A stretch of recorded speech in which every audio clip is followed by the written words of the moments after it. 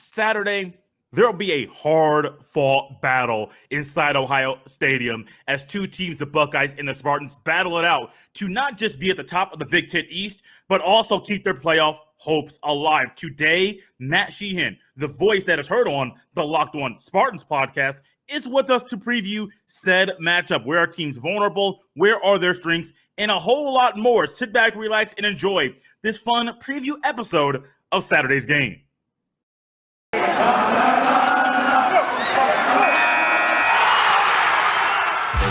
You are Locked On Buckeyes, your daily podcast on the Ohio State Buckeyes. Part of the Locked On Podcast Network, your team every day.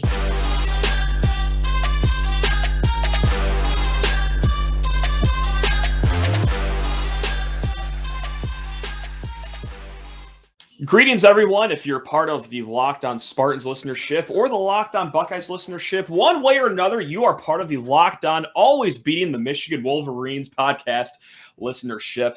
It's me, Matt Sheehan. How's it going, everyone? But more importantly, hey, Jay Stevens, what's happening, man? How you doing? You doing okay? Yeah, Matt, doing pretty well. Get ready for some basketball on a Wednesday night. Chopping it up with you. Your boy Mel Tucker looks like he's about to get the bag. So he's getting the bag. Got a big game this weekend. Big game tonight for you guys in basketball. Ohio State plays Xavier on Thursday evening. So a lot of good stuff going on right now. No doubt about it. So yeah, I mean, vibes are so high right now in MSU Spartan land, if you will. Mel Tucker's getting the Brinks truck brought to his driveway right this very minute, and I want to keep these vibes high for us. So when it comes to talking about the Buckeye Spartan game this Saturday, how does MSU win this game? Like, is there anything that concerns you about Ohio State that should somewhat excite us Spartan fans? Let's just start there. It really just depends on if it becomes to being a shootout. And I say a shootout saying not that Ohio State can't score the ball. Ohio State can score the ball. It's a shootout where the Ohio State Buckeyes get no pass rush.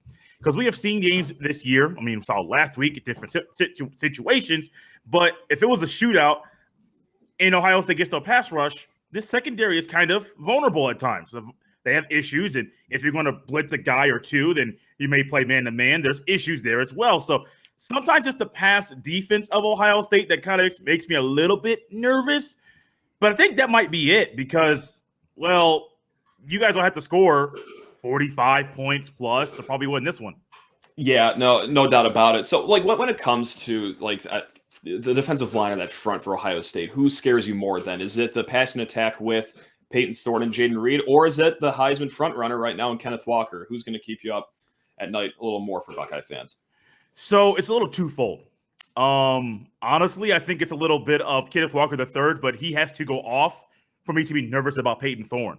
Very similar to the Tennessee Titans, you might want to say with Ryan Tannehill and Derrick Henry when he's healthy. Ryan Tannehill flourishes when Derrick Henry's running the ball and he's destroying linebackers, defensive backs, things of that nature. Similar, I think, to the way that Peyton Thorne is. I think that if Peyton Thorne is throwing for 350 and Kenneth Walker III has 150 on the ground and 3 touchdowns, that's kind of the recipe where I'm like, wait a minute, they're hitting on all cylinders. What's the offense doing because the defense can't stop them? So this was a fun start, talk about, like, good things for Michigan State, but let's slowly morph into, of course, well, the bulk of the conversation is going to be how good Ohio State is and how they're absolutely thrashing everyone they've played since the Oregon game. So I kind of want to start there. Like, ever since the Oregon game, what has been drastically different since that fateful afternoon back in what seems like 9 months ago now in September, right? Certain changes on defense and a lot of guys getting just their feet wet, getting more experience on the football field. The team is young or was. I mean, it's so much now. Game 11, you can't really be as young as you were game 2.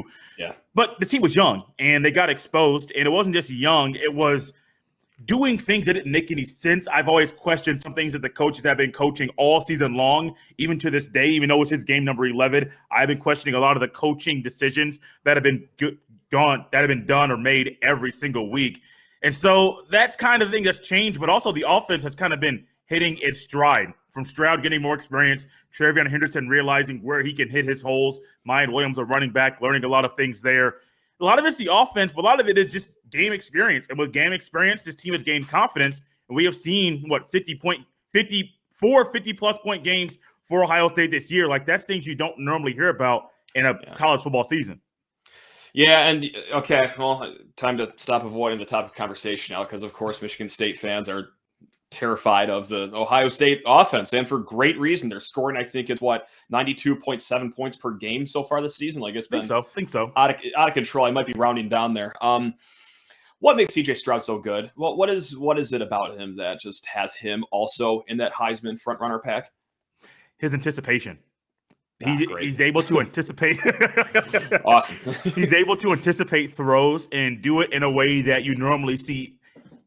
I'm going to make a statement. I'm not going to say that he's going to be what I'm about to say, but he's doing things like NFL quarterbacks are when it comes to the anticipation type of route. Now, I'm not saying Stroud's going to be future Hall of Famer. I'm not going on that road, not hyperbole in that way. But his anticipation of throws and of routes and throwing guys, I'm saying he's throwing guys open, but he's anticipating not only what his receiver will do, but also what the defender will do.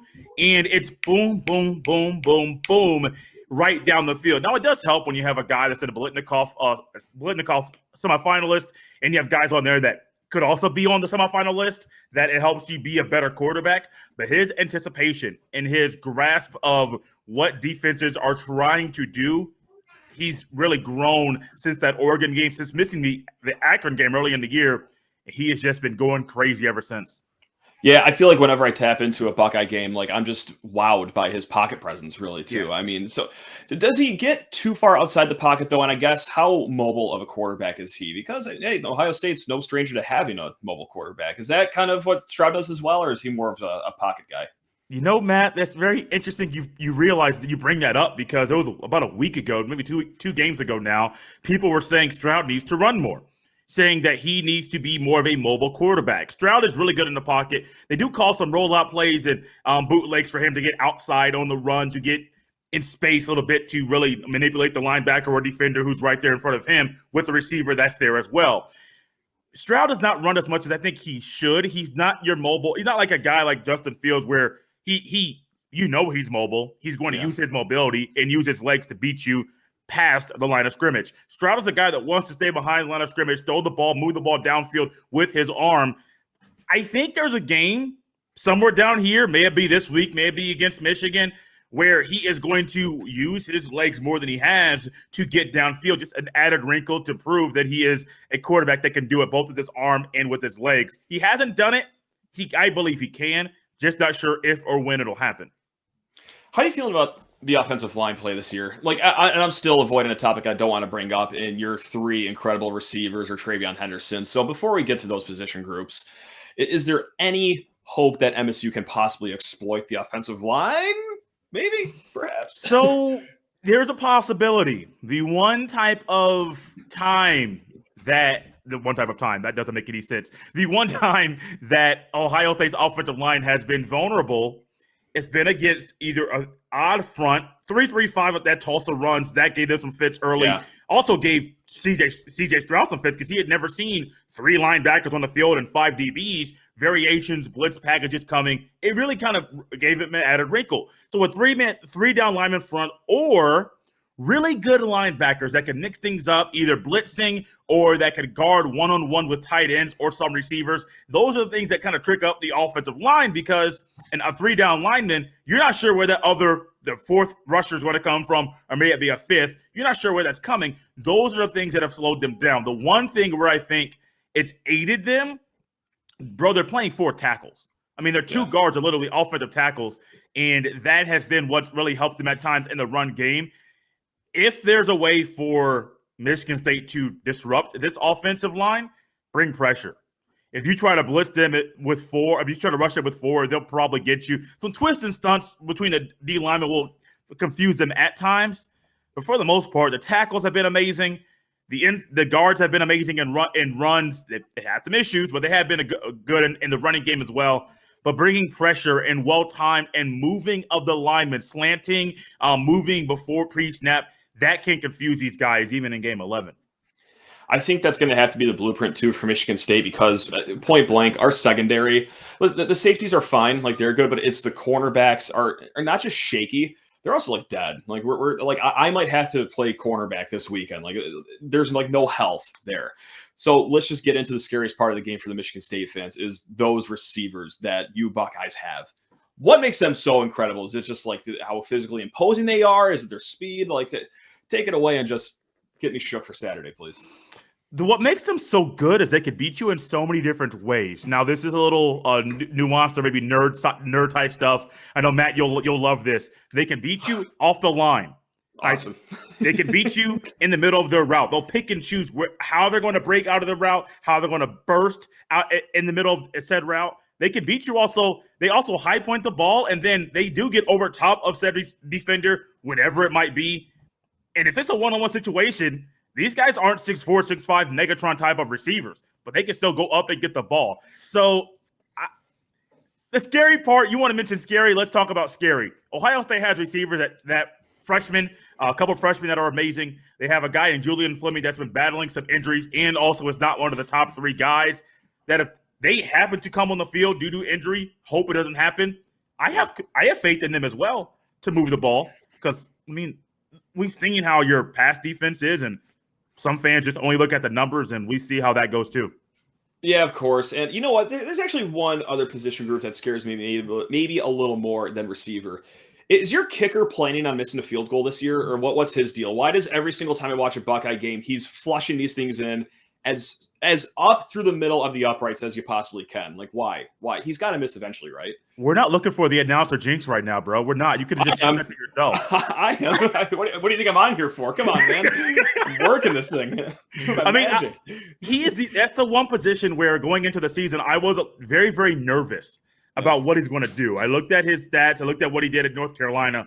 All right, Ruggles, come on to Columbus. We'll have you. Hopefully, if you win this battle, hopefully you're 80%, 82%. Like, these are my expectations.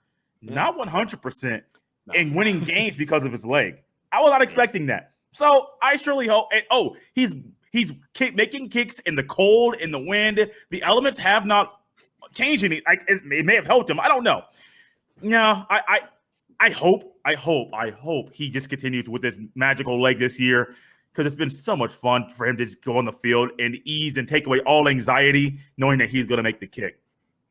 That's the thing. It's like MSU's their whole bit is bend, don't break. You hold your opposition to a field goal attempt, and hey, sometimes they miss it. But now, like Saturday, it is going to be 3 points once the Buckeyes cross like the 30-yard line. So that's just. Yeah. Wait. You said 30 points once they cross the 30. What, you don't mean that they're just going to get into field goal range once they get to their own 40? You don't expect them to just go ahead and get more 30 plus yards to get there? Because I mean, this offense and the way that I think things might go, if they hit the Michigan State 40, no, their own 40 or 45, it could be they're automatically going to get 15 more yards to go ahead and get in field goal range. Not 15. That's what I'm assuming. Math is off, but you know what I'm saying. No, I totally know what you're saying. Yeah, because that once again, that's been the MO is that.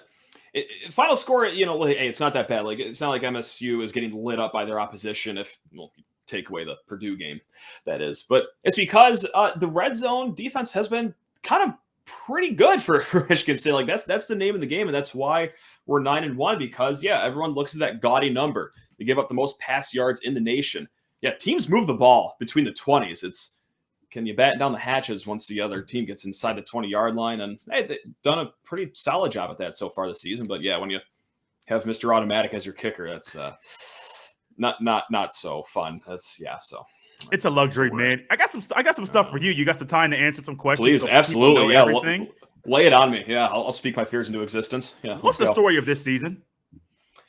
Story of the season is just how fast Mel Tucker has gotten things under, not under control, but just even like on the right path, right? I mean, they won 2 games last year, and that is I guess that's not an embellishment on Mel Tucker and what he's been doing, because he was given a roster that maybe could have competed for like a MAC title, maybe, but in the offseason, he flushes out, I think it was more than 30 kids. He brings in a ton of transfers, and one of them, Kenneth Walker, that's story 1B, is his Heisman run that he's on. Like, you guys at Ohio State, like, this is just another season for you. This happens twice every election cycle, it seems, over in Buckeye country. But here, this is a generational talent that we're watching. And to even have him even invited to New York for the ceremony would be amazing. And the fact that we're going into week 12 right now, and depends who you ask, he's the front runner. Like, that's just crazy as well. So it's just 1A and 1B of just how fast Mel Tucker has built this thing, as he's now, getting rewarded for that with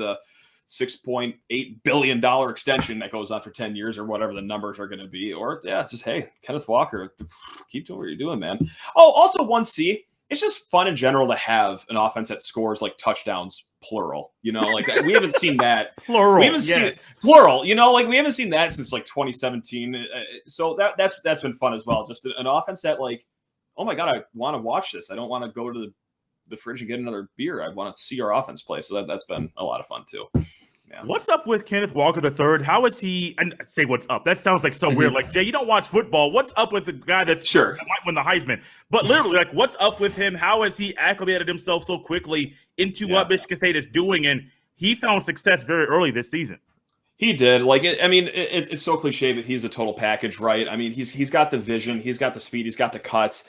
And listen, like, it is cliche, and that's why he made his way into Heisman, candidacy. You don't get there just by doing one thing well or two things well. Like, no, he is the complete total package. And early on in the season, like, of course, like, as he's getting the Heisman buzz, they're the haters. It's like, oh, well, he's just behind a good offensive line and reaping the benefits. Not at all. No. Like this offensive line is good on a good day. Largely mediocre for the most part this season, I would say. Like, he just finds holes where there aren't any. Like, I can't tell you how many times he's ran into the line. There's nothing there. Okay, I'm going to bounce it out. I'm going to cut across the edge and make this a 6-yard gain. That's what I always like to say. Like, I mean, this is probably the 89th time I'm saying this year, but that's the most fun part about Kenneth Walker's game. It's not like those 40-yard touchdown bursts or cutting back and, burning someone in the open field. That's fun. But for me, it's when he takes a run that should be a loss of 2 and then punches it out for a 10-yard gain. Okay, he should be stopped at the line. Oh my God, he just got a gain of 7 out of nowhere. Like, that's been the key for him and just keeping drives going where otherwise they should fizzle out before they even start. So I'm going to miss him. I'm going to enjoy these last 3, 4, 5 games with them. That's right, MSU, Natty. That's right, baby. So, yeah, that's what he's all about, man. Yeah, guys, this might be the last time Matt comes on the show because he's talking about national championship, and they haven't even played all their regular season games yet. I mean, not important. No, nope. Not at all. Not important. Not at all. Nope. Not at all. Okay, so everyone talks about Olave, Wilson, Smith, and Jigba at Ohio State. You guys have 2 receivers as well. Well, we have more than 2, but you guys have 2 receivers, and they're both playing pretty good. Some fans may have heard that one had a little bit of an injury. What's the status? And I'm amazed at how Peyton Thorne has worked so well with guys this year, way better than what we saw last year. Yeah, Jaden Reed's been on fire. And Jaden Reed, Peyton Thorne, you're going to hear this 1,000% on ABC at noon. They went to high school together. No, that's right. I know. MSU fans have heard that. This will be our 11th. We've heard that 10 times already this year, every single broadcast. So, like, their chemistry is just unbelievable. But if you're as talented as Jaden Reed is, you'll have chemistry with a lot of quarterbacks. Now, the guy that's injured, Jalen Naylor, it goes by the nickname Speedy, which is a very apt nickname. He's very fast. However, he has got a hand injury, and from what I've been told, he will not be playing until like the bowl game. With that said, we had a defensive end, Drew Beasley. He was out, and he was supposed to be out until like the end of November, like maybe coming back for the Ohio State-Penn State game.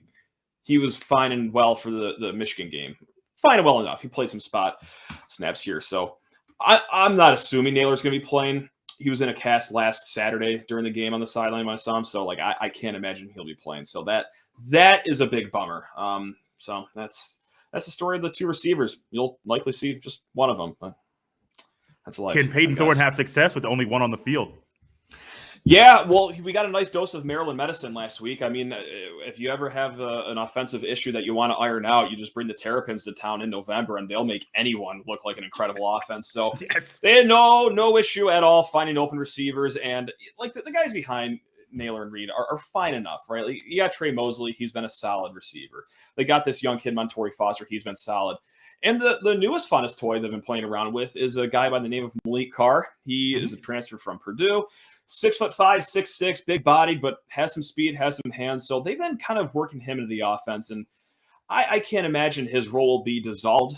I think he'll only get bigger as the season goes on with the few games they have left. So it's not Speedy Naylor, but there are guys that can mitigate the damage of what a loss to Naylor does.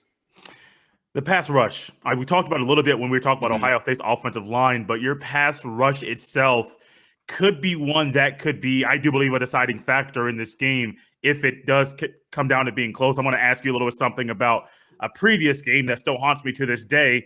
Sure. Is the pass rush able to get any pressure against this offensive line of Ohio State that I believe is feeling pretty confident right now? Yeah, they can, but it's just been so up and down, oddly enough. Like, they started the year so well, Drew Beasley and Jacob Panasiuk on the edge. And then you kind of get to the Michigan game and, oh, God, whoever they played with for the Indiana game. And it just kind of went away for a little bit.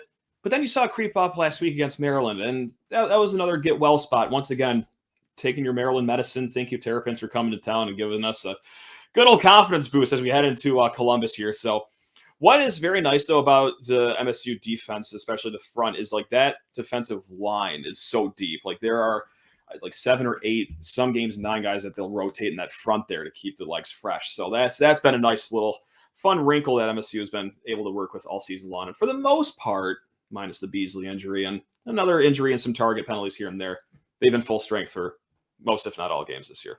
I lied. I got one more thing before going back to the game I was going to talk about. Neither one of us have talked much about the linebackers at the schools that we talk about on a regular basis. Michigan State's linebackers, I've heard good things about them. I don't know if they'll play well this weekend. I'm not sure what to expect against Ohio State and how you really don't know what Ohio State's going to do. But the linebackers at Michigan State, is that a possibility to where they could slow down the running backs of Ohio State?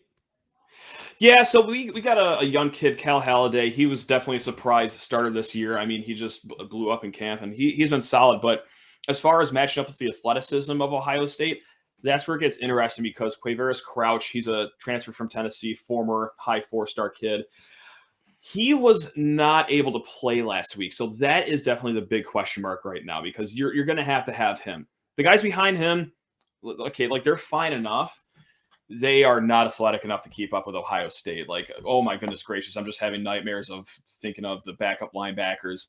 I don't want to name them. I don't want to be mean, but oh boy, just them going up against like a running back coming out of the backfield or a tight end just rolling across the flat. Like, oh, that won't go well. So we need Quavaris Crouch back to even have a chance of somewhat slowing down the Ohio State offense. I mean, it's point blank. So we'll see. I have no information on that either. They're hopeful, but we've heard hopeful tons of times before. So I feel like I can make an assumption, Matt, and let me know if I'm wrong or not. I'm going to turn it back over to you after this. But I feel like I can make an assumption that we're not going to see a game like what we witnessed in 2015 where we saw that idiot kicker do the idiot windmill after hitting a game-winning kick. Yeah, that nonsense you're doing right now. I can make an assumption that we're probably not going to see a game like that this weekend. No, because I don't even know if our kickers are alive. To be honest, perfect. Perfect. Let's just start at the kicker position in general. Our starting kicker, like he missed the Purdue game 2 weeks ago. It was a scratch, and then like he took some extra points last week. We trotted out our walk-on freshman to do an extra point. He almost missed the net on the extra points. Listen, it's a complete opposite of what's going on at Ohio State with kicking. Like, it is a gong show going on. So at the very least, if it gets down to that spot where MSU needs a field goal to win it in regulation, I'm not feeling too confident there. But no, listen, I'm sorry to any Spartan fan listening, but I'm not feeling all too well about this game. I mean, listen, I don't think it's too out of line. It's what, a 19.5 point spread right now, or yeah, but you know what? I'll bargain. I'm already at the bargaining stage of grief. 3 days before the game even starts, I just want a good stat line from Kenneth Walker. I just want his Heisman candidacy to still be above water here when we walk out of Columbus. So everyone just get out of there healthy. We'll move on to Penn State. And hey, if you beat the Nittany Lions, that's probably a New Year's 6 bowl game. So that's already where I am in the coping stages here, Jay. Yeah. Solid. Honesty. I love it. Fans love honesty. I love honesty. Yeah. We got to be honest as on the show. I mean, I love the honesty. I said earlier, I think it was actually at the end of last week's game, I was like, it was Monday. I was like, Ohio State probably wins by 24 points, at least 24. They're like, I'm sure somebody was like, Jay, are you serious? Like, it's a week early. Michigan State's good. They're good. Ohio State's just better. I haven't changed much. They'll probably cover the spread this weekend. I don't bet. So I'm comfortable saying that. I say that without feeling any anxiety or anything like that. But I do think Ohio State wins because there's too much firepower. And I do think defensively, the pass defense will step up in a big way where there was hesitation. People were nervous about the pass defense. I think they'll be just fine. Yeah, and like what you said too, and I'm going to agree. Obviously, like MSU is a good team. Like I think the MSU offense can, maybe keep up in a track meet for a little bit. Can Kenneth Walker get some stuff done? Sure he can, but oh boy, it's just that Ohio State passing game against. Even if our secondary was healthy, I'd be a little nervous. The fact that there are just dead bodies all over the place in the secondary, it's like, oh my God. So yeah, no, that's why I'm so low about it. It's just that one position group and that whole matchup. So that's where I'm at. Yeah, Matt. That's all I got, man. You want to close us out? Sure. Yeah. Why not? Let's get nuts, baby. So yeah, Jay Stevens. Also, keep in mind, I just want to bring this up. Best sounding voice in the Locked On Podcast Network, bar none. That is a golden voice that you Buckeye fans get with Locked On Buckeyes, baby. So, but yeah, man. I mean, hey, fun times. And I just hope to get Saturday alive, I guess. And same with Kenny's Heisman candidacy. That's where I'm at the bargaining stages. So. Yeah, man. Appreciate the compliment. The voice, I get compliments all the time. Something I was blessed with, and I'm glad I'm putting it to good use with the Locked On Buckeyes podcast.